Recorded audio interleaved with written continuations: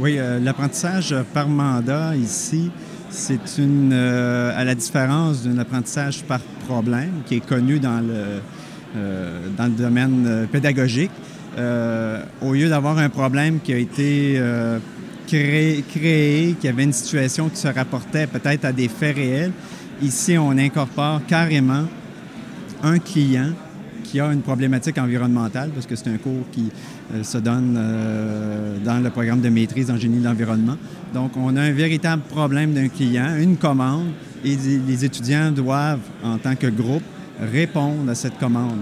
Donc, ils sont confrontés directement avec une pleine réalité au niveau du problème, mais également la pleine réalité de la relation avec un client, avec la notion de qualité qu'ils doivent rendre, le rendu à la fin, soit sous présentation orale ou sous forme d'un rapport, doit être évidemment de qualité professionnelle.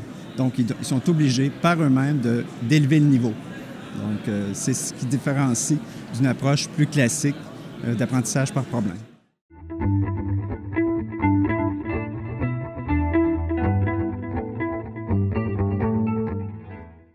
Bien, un des avantages que les étudiants vont citer, c'est une expérience de travail.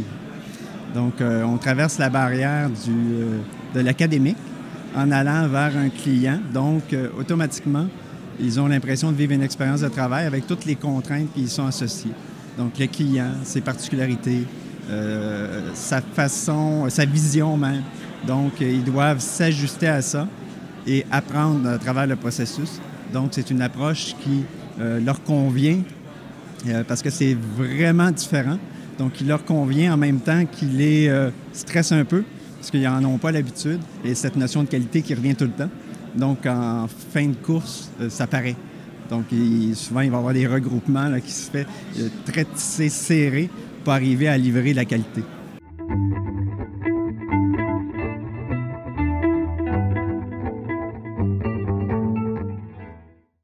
Ça n'a pas été une difficulté. En fait, on a même eu un partenaire qui a voulu revenir.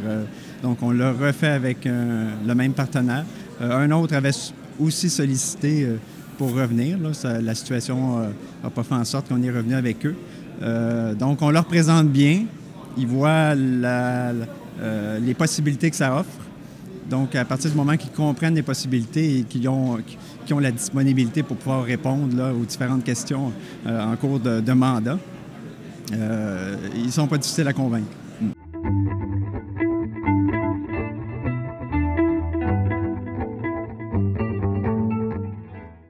Bon, dans l'approche pédagogique ici, comme dans tout apprentissage par problème, il faut faire attention dans nos interventions, donc de ne pas se mettre à décider à la place du groupe. Et ce que ça change fondamentalement par rapport à une approche par problème, la notion de client, la notion de ce qu'on doit livrer, ne pas livrer trop non plus, ne pas dépasser ce que le client attend. Donc, on doit faire des réajustements en cours de route. Donc, ça ressemble à un apprentissage par problème avec les contraintes clients du monde professionnel qu'on doit gérer, en fait, pour que les étudiants comprennent bien tout au long du processus ce que ça implique. Et donc, c'est des ajustements par rapport à la méthode classique d'apprentissage par problème. Et il faut faire attention aussi vraiment à cadrer nos interventions pour ne pas se substituer à ce qu'un groupe doit faire vis-à-vis d'un client. La majorité des étudiants trouvent l'expérience absolument formidable.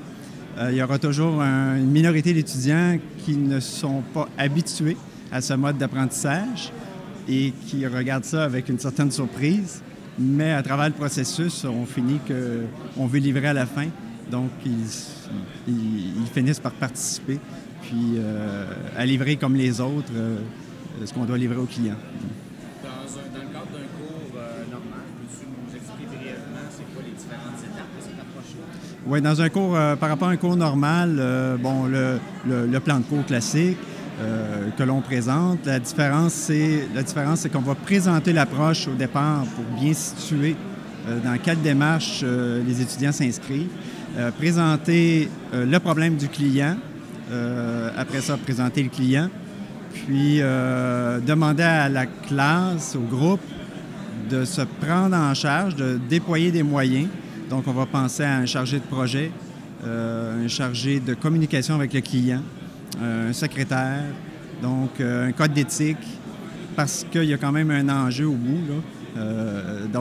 Il faut organiser ça. Donc, ça change d'une approche plus classique. Donc, cette organisation, on la met en place.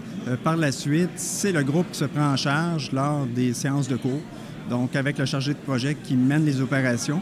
Et nous, à ce moment-là, comme prof, on est là comme guide pour pas que ça s'écarte trop des objectifs, pour bien se centrer sur le problème.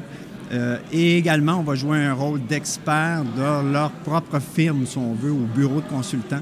Donc, on est à disponibilité pour répondre à leurs besoins d'expertise plus pointus. Donc, ils se servent de nous à travers le processus de cette façon.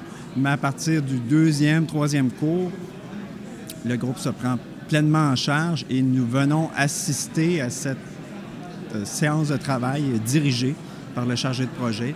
Donc, à ce moment-là, on intervient au moment opportun. Une approche par mandat harmonieuse, c'est la mise en place initiale de ce que je parlais tantôt. Code d'éthique, chargé de projet, chargé de communication, tout ce qui est mis en place pour qu'un travail collectif se réalise bien. Parce qu'un travail d'équipe, on peut se retrouver de 10 à 15, 16, 17 étudiants. On peut imaginer les problèmes qui peuvent arriver en cours de route. Donc, on veut que toute la structure soit mise en place pour que s'il y a des problèmes qui surviennent, que ça soit géré là, de façon assez harmonieuse. Donc, c'est à quoi on fait attention.